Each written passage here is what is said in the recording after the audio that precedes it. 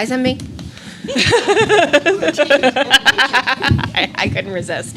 I'm going to call to order the March 16th, 2026 budget meeting. We are going to start with an update on the bond for the middle school. Then we will discuss enrollment, have public comment, and then have the vote. And then if the bond is approved, we will have a signature signing party. So it will be fun. Ms. Boucher, will you call the roll? Ms. Campbell. Here. Mr. Dubois. Here. Ms. Hastings. Here. Ms. Higgins. Ms. Meeker. Here. Ms. Minot. Here. Ms. Sadowski. Here. Ms. Walsh. Here. And I am. And Ms. Higgins notified us that she will be here, but she will be a little late. Mr. Dunn, do you Yes. want to start with the bond closing Yep, results? Just a high level. So the winning bidder, and I have a packet in front of you with 4 pages on it, was Wells Fargo. We had 4 bidders. 12 had expressed interest the morning of the sale, but only 4 actually bid. The net obligation for paying back is $75,950,000. The true interest cost came in at 4.07. And the first payment, which is interest only, is due in your next fiscal year. All of this has been taken care of in the budget. The bond premium was $4,050,000. So when you add the 75 and the 4, that's how you get the 80. You can see the top 4 bidders in the sheet I handed out. This also reflects on the next page, again, the true interest cost down below the chart. And you see that Wells Fargo was the bidder. And the email to me that morning after the sale, congratulating us. And then the last page are the documents that are around the room. So the first, which there's 21 of those, so you'll need to sign 21 times, are the bonds that'll be signed by the treasurer and the board. And then 2, you'll have a vote, which we have a motion prepared for you. Then 3 is some documents over there that you'll need to sign, that they're the official statement certificate and that there's no litigation. Then there is a tax certificate over here that you will need to sign, and then a continuing disclosure. And then I have a total of 4 signatures. You guys have about 30, so I win. So the goal is to have all these documents back to them by Friday. So I still have the treasurer that has to come in and the clerk, and then they will fund the account on the 26th. So I also included the actual debt schedule. So you will see the first payment and then all the rest of the payments for the next 24 years after next year. Okay. So we'll have more information. We've retroed it into your scale, but I didn't get a chance to talk to the person I'm working with on this, and it didn't match the number I know it is. So I don't want to display that tonight, but Wednesday we'll refresh it because it's double what I know the number to be as far as your impact for this year. Okay? But we'll refresh that. They issued the press release to the markets on our bond, and they were excited. The only thing they mentioned to me is that the Middle East did not help us. That was one. Also, they put out a document which we'll share with you on their monthly commentary. U.S. school districts have gone from stable to cautious to negative in the last year and a month. One of the reasons they cite is the slow ability for districts to react to changing times. Since 2021, 22, on average, 840 public schools have closed per year. So that's, we got our rating, we were AA- and considered stable. So it's much better than what U.S. schools are looking like. But they were impressed at where we're at, and this is your first step on getting a shovel in the ground. any questions. Exciting stuff. Questions? So we'll do the signatures once you adjourn, because that's just a lot of this, that, okay? Pens are here, and Do we're the good to go. vote after? Nobody has anything else? No? Okay, Good. then we can move on to enrollments.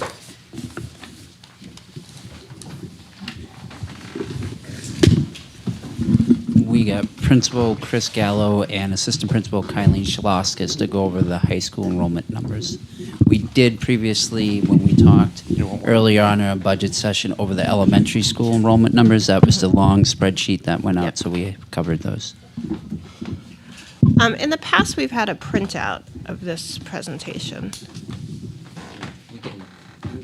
We tried to, we're going to show you something that hopefully is going to feel much Okay, I just more doable. can't really see from any of my angles, so, but we'll try. Yep. But So just a brief summary of what we've done so far. Just that's the cover of the program of studies if you haven't had a chance to see it. And so at this point in time, the month of February was mostly all of our current high school students, and any students who are coming into Concord High School go through the process of registering and requesting courses. And so they meet with their school counselors. We go to the sending schools, all 8th grade sending schools as well, including Deerfield. They also register for courses, and they put in their requests. And so what we're showing you today are those requests for what they have asked for at this point in time. I think it's important to also note that what you'll see matches the budget that you've posted on the website. That was our task to make these numbers and the courses that we are running match those reductions from the budget. So we're going to talk through the priorities and considerations that we had to account for. First and foremost, in looking at the sections, we wanted to ensure that our elective programming was fully maintained. That was important. We stressed that with all of you in the winter around the 306s, that maintaining our elective programming was really important, and we took that into account in looking at the current section numbers. I think it's also important to note that maintaining the elective programming is essential because as we reduced in core areas, there are students that didn't get into some of the courses that they wanted. So those students have to be enrolled somewhere during the day, and we didn't want to just assign students to study halls. So we made sure that we maintained our electives as strong as possible. So we also wanted to maintain a strong freshman team structure. And our 9th graders are put into a team structure that includes a common geography, English, and social studies teacher. And that group of students also have a common school counselor. And if they receive special education services, there is a similar special educator as well that is attached to that team. And we have tried to ensure that our class sizes are adequate for an appropriate transition to the high school. So that was really important for us in looking at upper level courses versus freshman programs and looking at class size. And like Kylene mentioned, we're ensuring that students receive the courses that they want. And you'll see numbers later on that show that many students were able to get courses so far that they want. We still need to do the magic of creating the schedule, which truly is magic. This fall, we did come to you with some new courses that you voted and approved for, and we have been able to create a way for those new courses to run. Those included a Math Around the World, an SAT Math, and an AP Language and Composition course. So we were also able to ensure that some of our newest courses that you have approved are in the schedule for next year as well. And many of those new courses would count it towards graduation requirements or fulfill some of the 100%. 306s. Yep. Thank you. Yep. We looked at our class sizes and we, calling them adequate at best, they had to bump up closer to the 30 than we've been for a very long time.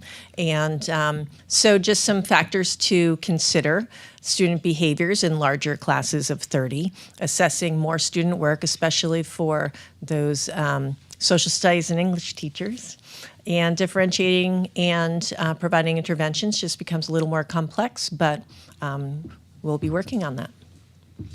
So at the high school level too, we also, it's not that you just have a general teaching certificate for ninth grade per se, which is very different from at the elementary level that you may just have an elementary certificate. At the high school, we also have to manage our teaching staff and what certifications they have. Fortunately, we have some teachers who have dual certifications. So we may have a science teacher who also holds a family and consumer science certificate. We may have a business teacher who also holds a math certificate. So that's something that we also have to adhere to at the high school level, is we have to consider certifications and the courses we're offering and ensuring that we have the people with the certificate to be able to do so. So that's just something we wanted to share with you all, and that when we look at our sections and what we're running, we have to ensure that that is happening at the same time too. And that became tricky when you're looking at, say, science. You know, you're looking at multiple different certifications, and you can't just cherry pick a bio class here or a physical science class there. And that brings to the last bullet, where we did our best to maintain reductions of 1.0 positions, because anything less than that just becomes very problematic. It's very hard to hire teachers that are part-time. So, yep, you're good. You're good, Jack. Thank you. We did also ensure that we're adhering to the new 306 requirements. Also this fall, we talked about how there is, for example, a new requirement that you are meeting a financial literacy course that can be met through Planning for Life and Career or Personal Finance.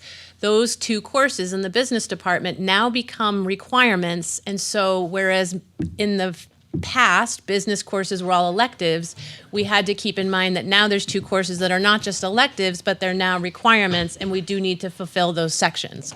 So there are adjustments to what we must make sure that we have in place, and that definitely was something we had to keep in mind as well as we were going about our sections. In addition to ensuring that we didn't drop any courses that met the new 306 requirements, it was important to also consider the fact that our graduation requirements in terms of the number of credits are also going up for our students. So it's another step in the complexity of scheduling, but we did ensure that our graduation requirements and 306 requirements are still available for students to meet. We still had maintained up through this year some coaching positions that are the equivalent of 40% positions. And what has happened in the past is those teachers take a 40% leave to do a coaching position where they're not teaching for 40%. We made a decision that as part of this, those two coaches would go back to teaching 100% positions to be able to support the requests that students have made. And so that used to be part of, say, our FTEs or our full-time equivalencies, and we made a decision to take out those two coaching positions at the high school level. Kylene talked a little bit about working together, working across departments already with teachers that have dual certifications. They can teach in multiple departments.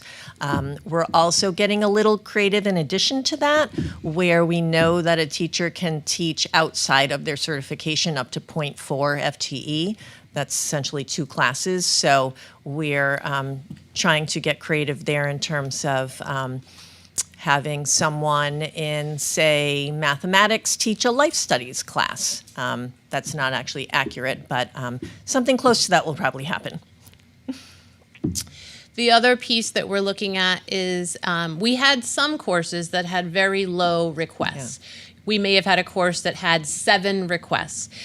Historically, our threshold as a district, as far as looking at when courses run, has been the magic number of 15. 15 students requesting at the high school level has typically been a determiner. Not that we haven't gone a little bit over, a little bit, under, but that's been what we've looked at.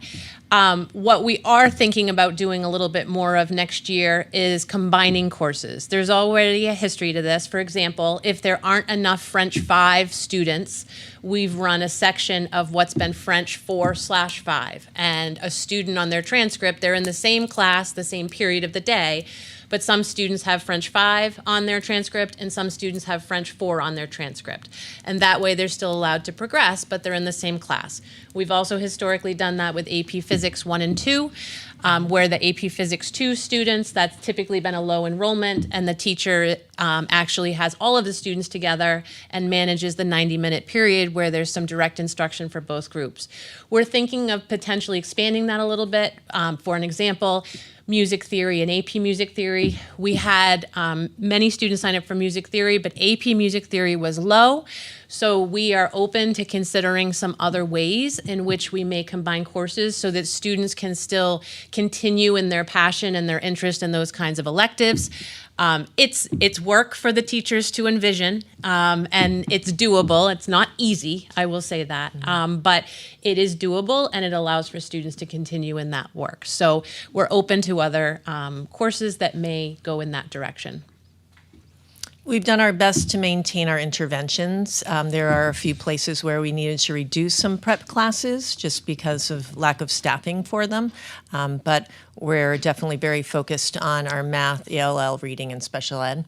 Using data, WIDA scores for our ELL students and our iReady scores and teacher referrals for our reading classes.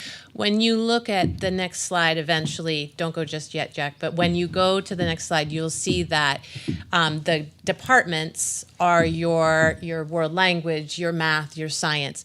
You're not going to see ELL, reading, and special ed as departments on that sheet.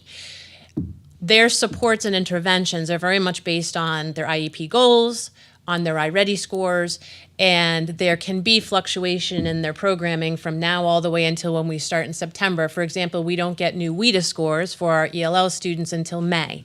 And so when we get their updated WIDA scores, we may make adjustments to, for at the high school level, how many sections of ELL humanities do we need? We might have had 4 students test out, but we might have had 2 students who were still requiring phonics. So we try to stay more flexible in trying to meet the needs for those students within special ed, reading courses, and ELL courses. So you don't see those in the same list as the other content areas.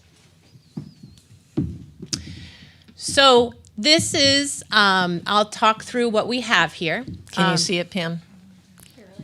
I just hate doing my. I know. Sorry about that. It's a lot of good data right there.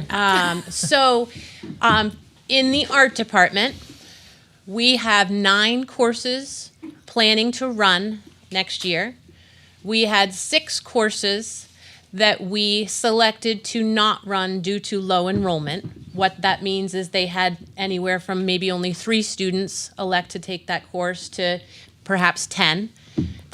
Sometimes 13, 14. We didn't run one. Yep. Yeah. The average class sizes for those courses are 15 to 24 students. The number of students who would need to select a different course in that department was 45. There are still 32 seats available in the department courses that we plan to run. So that helps you to understand what we chose to run, what may not, and then how many students might need to select something different, and how many seats are still available. Do those columns make sense to you? So computer science, we have 1 course not running and 24 students all selected that course. Correct. So that would seem to be at the threshold. Why are we not running that course? No, we're not. We're only running. We're running, so this is when it comes down to FTEs and full-time people. Okay. And maintaining full-time people.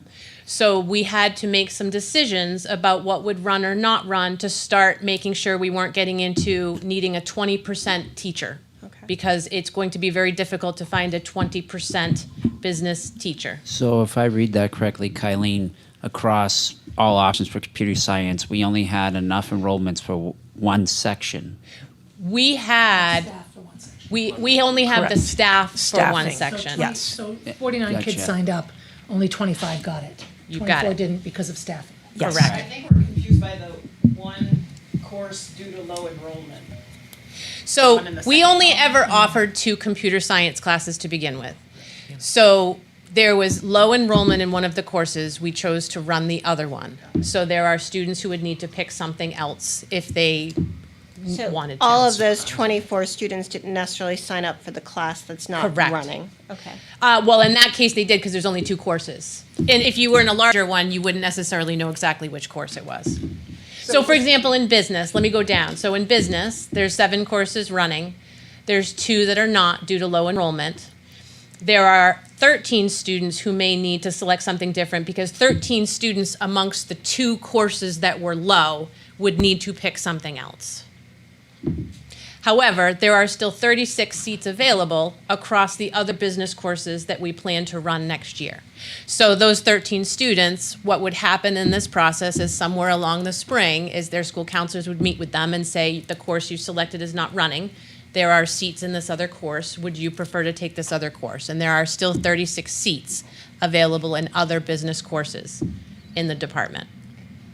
And if you look at the bottom of the sheet, in the red number, 212 are students who need to select different courses. It's actually not even the number of students necessarily. It could be the same student who got bumped out of 2 different courses. So it's 212 or less. And 493 slots available if you add up all of the spots available in all our departments. So life studies seems to be the... So It let is me hot. Let me talk about life studies. I will, and Barb can probably help me out. Life studies historically, we have never fulfilled the entire amount of requests that life studies has. Students love intro to cooking. Students love Okay, that's creative what cooking. Those are the courses that are within. Students love child development is another course within the life studies program. It is a fully elective program. And a lot of students request it, and we've never necessarily had enough teachers to fulfill all of the sections. I will say, fortunately, because of some teachers who have dual certification, we're actually doing a better job of trying to meet some of those requirements through what we're doing for next year. But you will still have 100 students who will not get creative cooking or intro to cooking. You can see in your core content areas, English, industrial, it's not a core, but world language, math, science, and social studies. We were able to run most of the courses that we offered. We did not have too many that were significantly low in enrollment. What you will see is those class sizes, as Chris mentioned, are increased. So whereas in the past, perhaps our English classes, probably the last 4 to 5 years, might have been somewhere between 17 and 21, you see class sizes are somewhere between 20 and 27 for next year. So that is where we worked to increase the class sizes. That being said, one of those bullets was maintaining the 9th grade classes to be a little bit smaller. Those specifically are around 21 to 22 students for the 9th grade courses.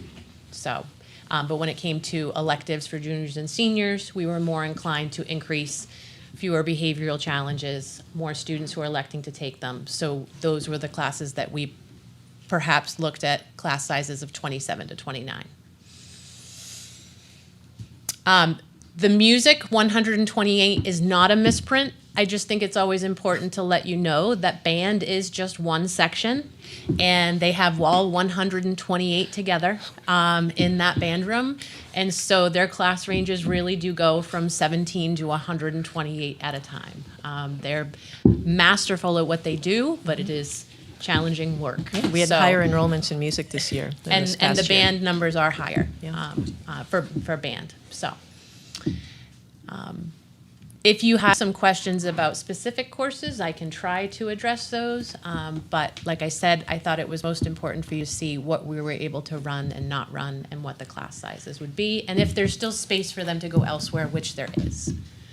Ms. Higgins? When the 306s gave us great concern about electives and kids being able to not choose all of the courses they want. Have you found that to be an issue? Have there been Well, we made sure we ran those courses. okay. Yep. But they were able to fit them in, So far, Okay. yeah. By That our was the numbers big- so far. Yeah, that was the big concern was, Yeah. would they have room in their schedule to take those classes, or would they have to? That will come out once we actually set the schedule to see who got in, who didn't. Okay, right. Yeah. Ms. Sadowski? I'm curious to know, how is it determined, who gets bumped? Is it strictly first come, first serve? No, it's all done through Power School, and it's all done through constraints. Magic. And no one no one gets bumped, and it's not first come, first serve. We let families know that every year. And what will happen is, at some point, once the budget is passed, we will then have one of the counselors put in how many sections.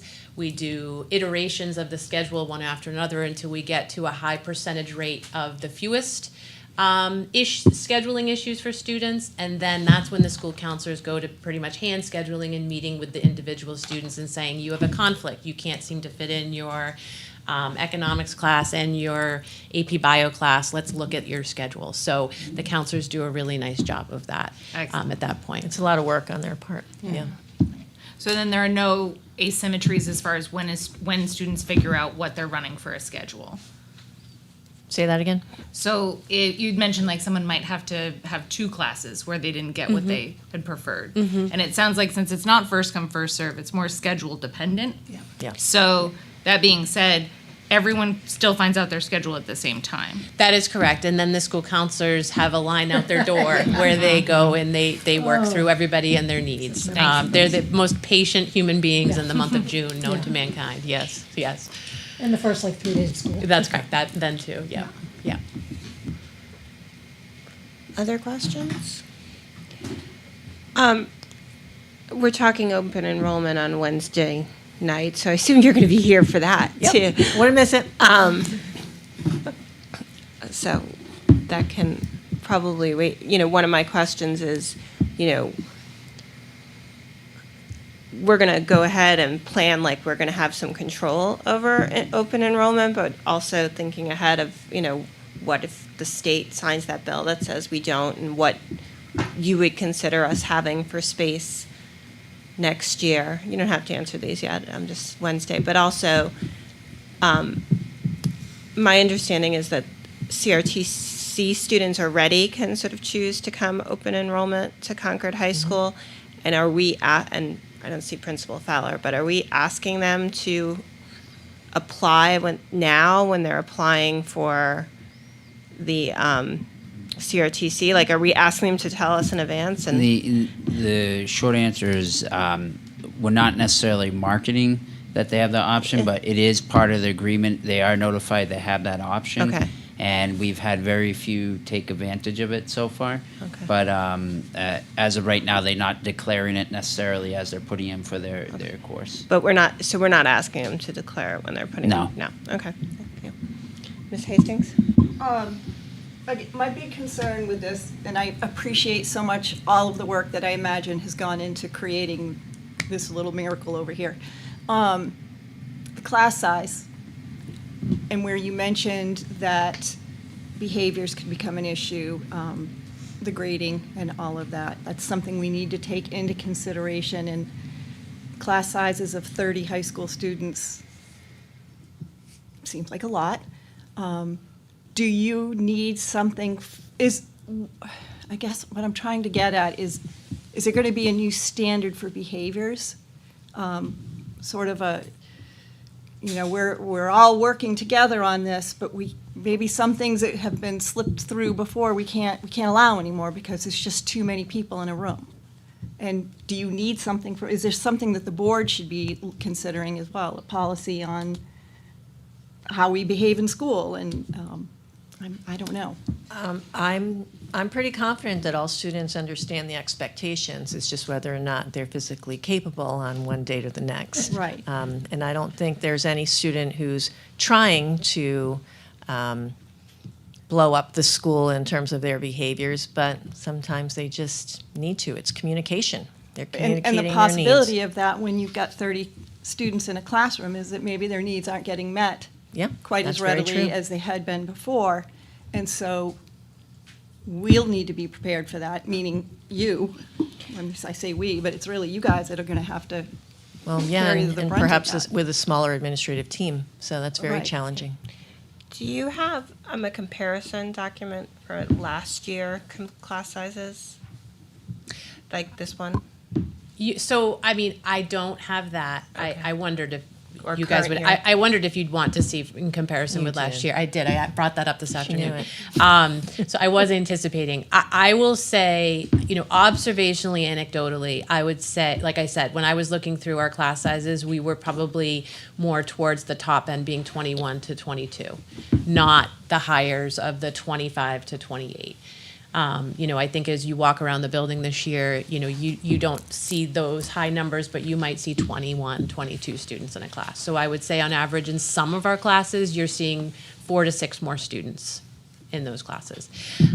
What I will share is that's why, Brenda, we did maintain for 9th grade classes to be on the more adequate size of 21. Because understandably, they're younger students, more developmental needs for sure. And so when we did look at the courses with larger class sizes, they were more of our junior and senior courses, where typically there are not the same kinds of needs that the students might have.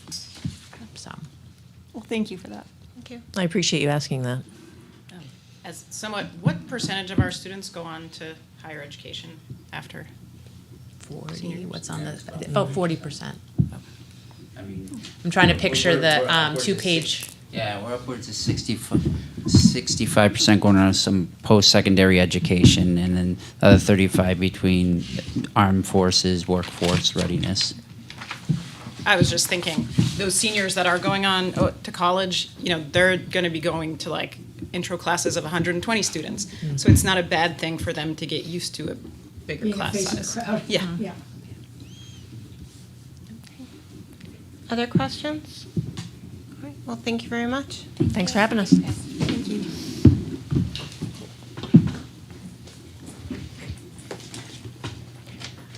Before we open for public comment, is that what's next, Mr. Dunn? You did have some questions for Kim Yarlott in regards to the iPad after last session. Did Yep. you want to? Sure, I was just going to ask if people had outstanding questions or questions they wanted to get answered as we're closing in. Are you ready for that now? Sure. Okay, so I did, as promised, meet with the elementary principals to get some feedback about the concern about the deployment of iPads. I have a little memo here for you to review with a back page that shows some pricing points. But I also just want to thank the elementary principals and assistant principals and 2 classroom teachers for coming tonight, who thought that they might like to share some deeper explanation about their preference to maintain what we currently have. So I'll give you a second to read the memo, and I will sum it up by saying, essentially, the desire is to maintain our current structure, which is a 1 to 3 at kindergarten and 1 to 1 at first and second.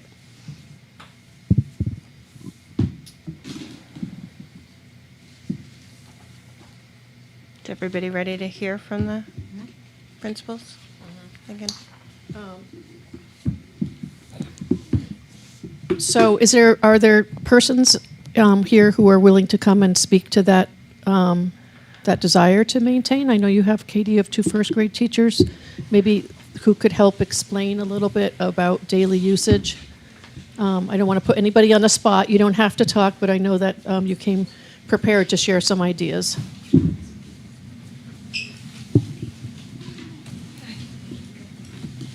Hi, everyone. Hi. If you could just introduce yourselves. Sure. My name's Hannah Thompson. I'm a first grade teacher at Millbrook School. And I'm Sarah Williams, also first grade at Millbrook. Katie Scarpetti, principal at Millbrook. I think we came tonight just in case you had any questions. I know that it was important that you hear from teachers, and so I invited our first grade team, and they were both available to be here. So I don't know if you have specific questions or anything. Ms. Campbell? I'm curious if any of you can talk to us a little bit more about how this helps us with formative assessments throughout the year, and if we use that data to kind of course correct at any points. Because for me, I don't love the technology in early grades. However, I can see that need if we're getting more data quickly from the collective, that it may help with classroom instruction. I can speak to that if you want me to start. I think that both are iReady. Sarah and I are also piloting CKLA. They both have online components that we're consistently able. The CKLA online component is Boost, so it's constantly differentiating what the student needs to practice, and we're also able to go in and see what they're working on and what their next steps are, and if they're not meeting that goal, then we can send them back and figure out how to remediate those issues. iReady also we're able to assess online as well, so that data you can see in a dashboard ready for you as well. And so it makes it easy to see, it breaks it up by problem. So how many kids miss this problem type? So we can go back and see it really clearly in one area.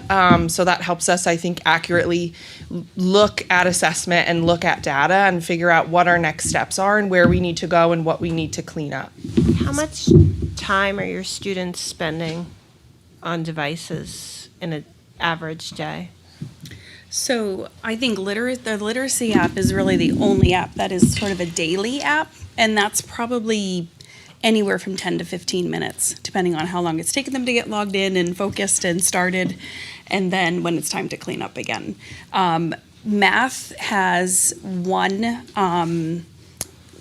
activity that goes with each lesson. So if the teacher chooses to assign that, they might have that over the course of a week. But again, we're able to do that assessment. We're able to do a check-in quiz. I like to do those more paper and pencil because I want to see their work and I want to see their thoughts. The way that I use it in an assessment form is each math lesson has a quiz and a unit test, and then for our phonics program there's also dictation assessments, and it's so much easier to record my voice on the iPad and they can listen to it again and again than me walking around the classroom trying to keep them all focused at the same time, managing bathroom and kids coming in and out for services and all of those things. So it's such an amazing tool, and we do those check-ins very regularly, and it saves so much time versus pulling a small group where maybe I have 5 kids and it's going to take me 20 to 30 minutes and I have to find something else for everyone else to do, versus them all being able to log in, listen to it as many times as they need to, record their answers paper pencil. They're all recording all of that paper pencil, and then I'm able to look at it later. So I find that a huge tool. Ms. Higgins? Ms. Hastings? So when they're not on their iPads, are their iPads in a closet or they're put somewhere? Yeah, put away. So my question is, in looking at the money piece of it, you have 22 iPads that spend 6 hours a day in a closet. So my thought is, believe me, I follow what you're saying about why they're good, but that's an expensive thing to be in a closet for 6 hours because, because we really are trying to do a much more balanced education. Is it not possible to have a set number of iPads per grade that you schedule time for and do all those same things? I know it would require some more specific scheduling, but I just in looking at the desire to minimize screen time, which is a huge desire. Kids that age go home and lots of them have piles of screen time at home.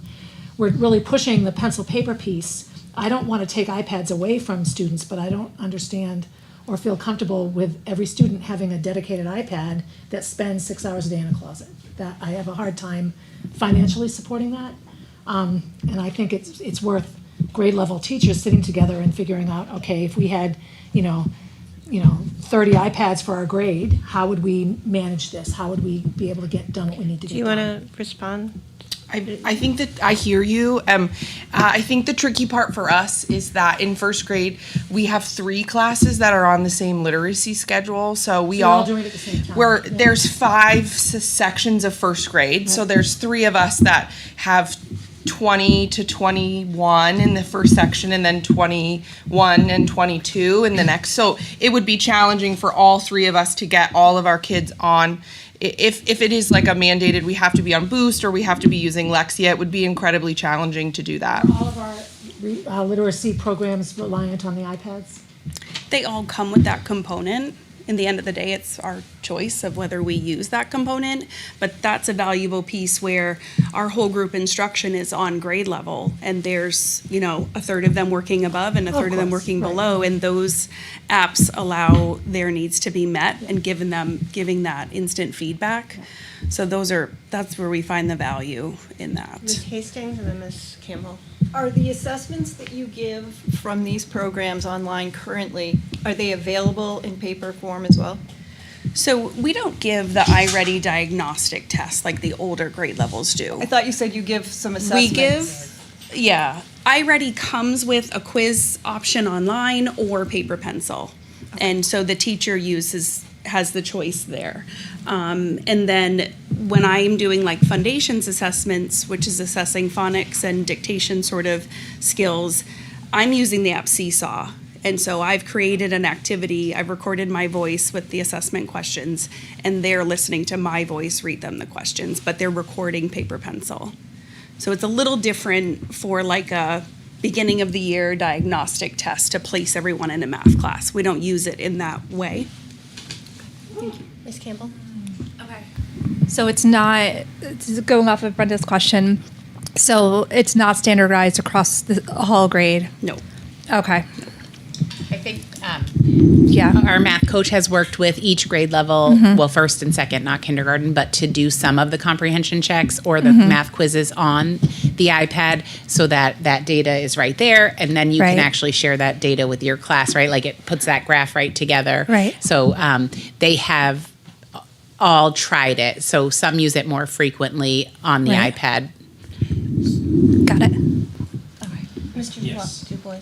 One of the points here talks about digital citizenship skills with regards to with first grade, especially since most of the activities I assume are through applications rather than going onto the web itself. How is digital citizenship explained to a first grader? So we don't have media tech in first grade, but they have it in kindergarten and second grade. And so they have that as a specialist class, and Mrs. Knight has that curriculum.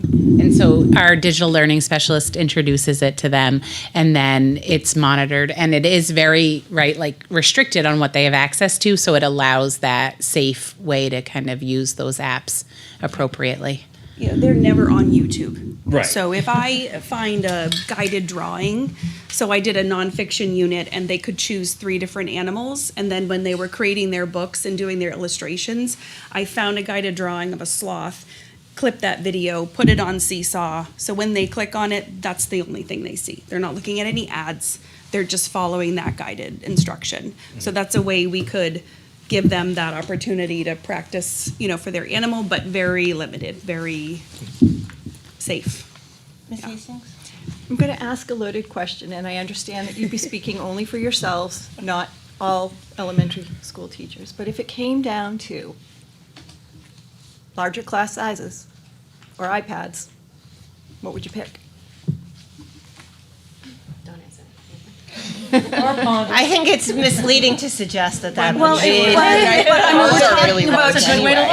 I think that at Millbrook School, right? Like I have 21 first graders in my class. That is large, right? And so I think that we experience on the larger end of class sizes that I've experienced, and so I think it's a difficult question to answer.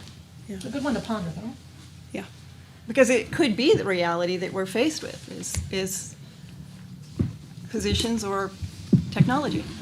Can we actually look at those numbers? Because I do see here, if I'm reading this correctly, are we talking about potentially just saving $20,000? Like, if that's the case. No, I'm seeing. What are we looking at? I'm looking at $232,000. Yeah, that's what, can we have, I think that's, so. I'm looking at the financial cost, no? If we go with a 1-to-3 ratio in kindergarten and we keep 1-to-1 at first and second, 232 is our cost. I'm not sure what the finance piece is, but that's 68 that's the lower than annual if we keep finance. 1-to-1 across the board, right?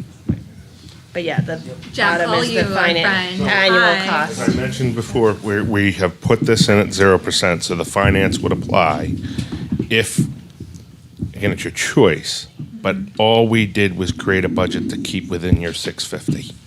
So if you lower it, it's just going to be more finance charges of something else we finance if it's not 0%, or we go off the replacement cycle.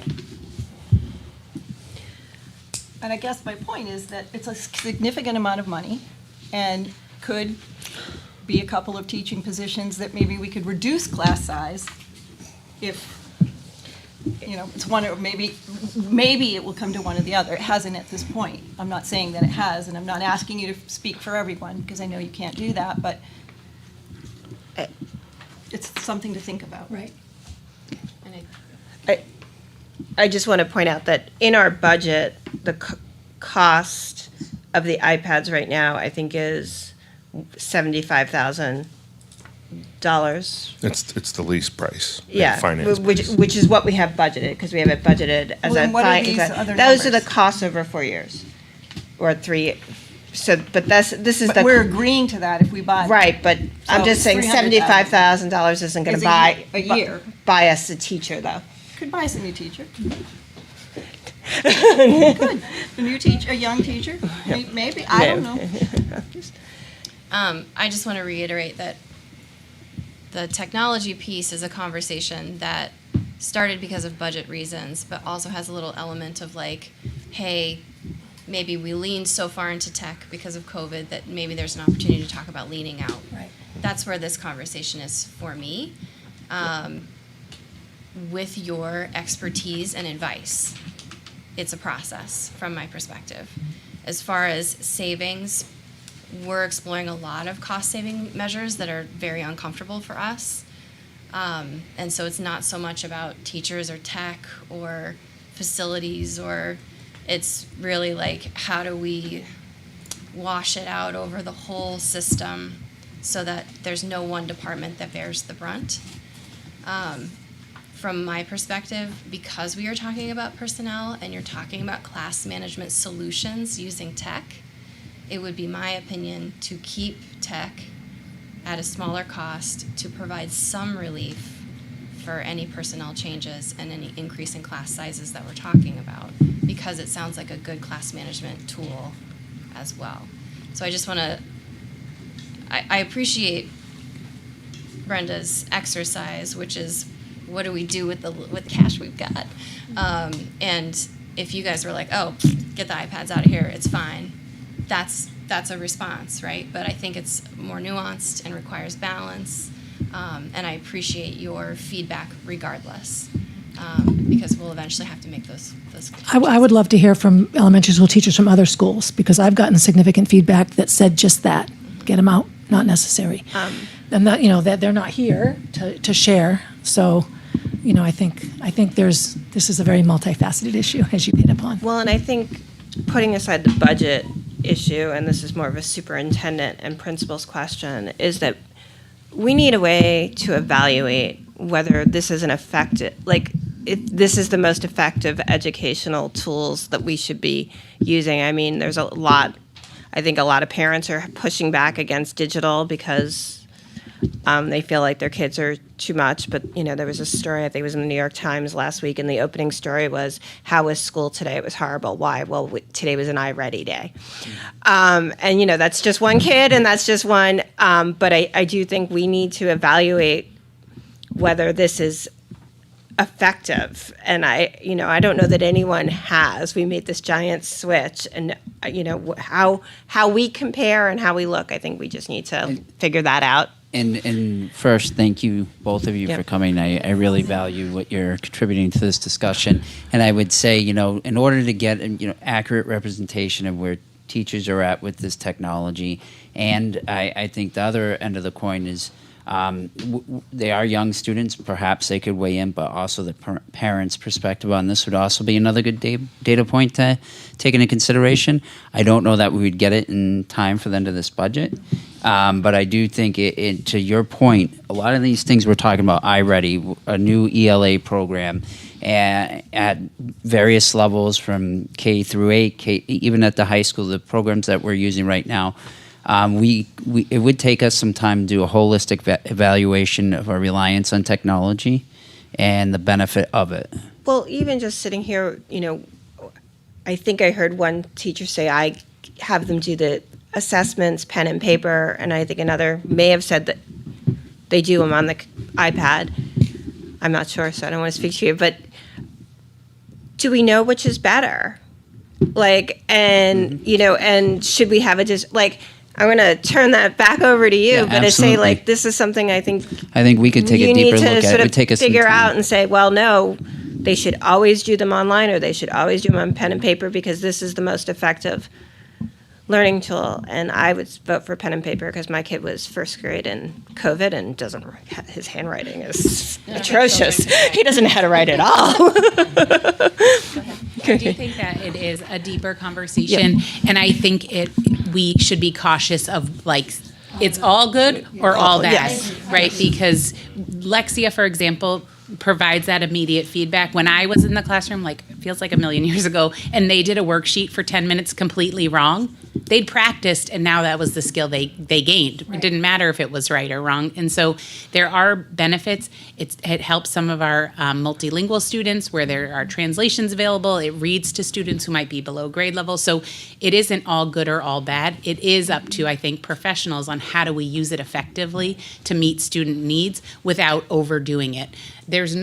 It will not at Millbrook ever replace a teacher, but when your classes are 22 or 21, you do need additional help because you can't get around and keep repeating the same dictation sentence for 30 minutes. That's not an effective use of instructional time. So I do think it will be a longer conversation that deserves for all teachers to have a voice at the table. I think even beyond the programming, you mentioned that differentiation in the classroom. Some students are ahead, some students are on grade level, some students are struggling learners, and being able to meet those different levels, I think that whether it's text, whether it's handwritten or whatnot, it deserves a grander conversation on how we're utilizing technology for supporting students' learning, period, and looking at that as a whole. So I think that'd be a great study and goal for us going into the next year. Any other questions? I just want to say thank you. And remind me your name in the middle. Sarah. Sarah. I would thank you. If we ever get to a space where I know every child in that grade is getting that experience technology, for me personally, I know my kid thrived over hearing her teacher and being able to go back and play the math lesson over. Even now, I know middle school, but being able to do that has changed their relationship education. It really is. So I know we're hearing a lot of negative about tech, but my child has thrived because of teachers like you who put that extra effort into kind of being and I think change that's agent. another thing to speak about. Like when we got into the new elementary schools, the iPads were there, and so that generation of teachers were kind of from the ground up, and we really got to dig into the apps and learn and how to use them. As new teachers come on, there isn't specific time and training for them to dig in and learn how to do and utilize all the apps. So in that conversation, that would be a great thing to consider. I don't want you to think I'm not supportive either. I just really like to make sure every voice is heard and every process thought through. And that. But if a teacher doesn't know the ways, it could help and save time and Just like benefit we students. teach best instructional practices for all, right? Like, what are those for technology? Also, can the kids come in and show us how to draw a sloth? After that lesson, I was impressed. I was impressed. Thank you very much for coming in. We appreciate it. Okay. Any other requests that you would like to get before we go into the public hearings next week? People should make sure that they send them in so that you have them for Wednesday or at least throughout the week. Is this presentation on our show? I believe it is, yep. Thank you. There's also, there also should be in the public folder. I had asked Jenny for information on the cost per year since the state changed the law and said we were responsible for education up to 22. It's very interesting. It's been this year it's 1.2 million, but it's been averaging about $800,000 a year since 22. Jenny, 21. 22. So, the 22 school year, or I'm not sure if she knows. It's in there. It's I just think as I watch the state debate about how we should just be better managers, it's really, it's just another, including like mandating that we cap our budgets and things like that, that it's really, good to look at one of the many things that they mandated us to do without really paying for. And in that case, it was actually sort of switching probably their responsibility to us, because those were students that they were paying for before that. So, Ms. Hastings? I thought somebody last week had asked you about actual computer time. That was it you just? Yeah, yeah. Somebody had asked to have that information when the computer people were here, and I didn't know if you had that available. I know that we wanted to look at the usage of students on the devices. We did request it.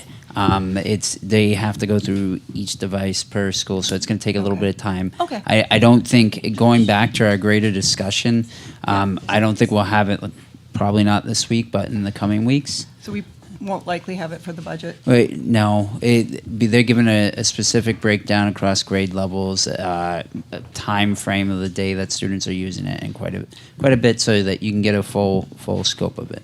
Can we find out at the elementaries, based on this, in the first grade, how many are on the same sort of literacy schedule? So, if you were going to split devices at Millbrook, you probably needed enough for 3 classes, just so if we had that, that would be helpful. Yep.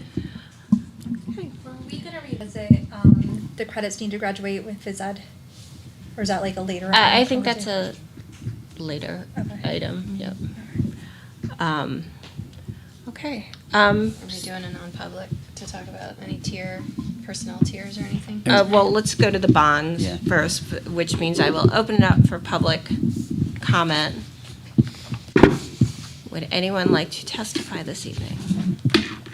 Seeing none, I will close public comment. Let's go to the bonds vote. I propose I move that the Board of Education award the winning bid for the bond sale held on March 11th, 2026 to Wells Fargo for a net general obligation bond amount of $75,950,000 with a true interest cost of 4.077970% to fund the first part of the new middle school construction project. Moved by Ms. Campbell. Is there a second? Second. Second by Ms. Boucher. Discussion. Seeing none, I'm going to ask for a roll call vote. Ms. Boucher, will you call the roll? Ms. Campbell. Yes. Mr. Du Bois. Yes. Ms. Hastings. Yes. Ms. Higgins. Yes. Ms. Meeker. Yes. Ms. Minot. Yes. Ms. Sadowski. Yes. Ms. Walsh. Yes. And I am a yes. Motion passes. Do we need a non-public? Do you have updates for us at this point, Mr.? Yeah, we have some discussion around some of the tiered stuff. Plus, I have additional stuff to share with you. Okay. So, That'd be related to personnel. okay, so I will move that we go into non-public under 91A, Section 3, to discuss personnel issues and contract issues, potentially. Is there a second? Second. Second by Ms. Higgins. This is a roll call vote. Ms. Campbell. Yes. Mr. Du Bois. Yes. Ms. Hastings. Yes. Ms. Higgins. Yes. Ms. Meeker. Yep. Ms. Minot. Yes. Ms. Sadowski. Yes. Ms. Walsh. Yes. I'm a yes. Great. We will go into non-public. I anticipate that we will not take any further votes tonight, but simply adjourn and then sign lots of documents. So we're going to let Concord Television go home. Thank you.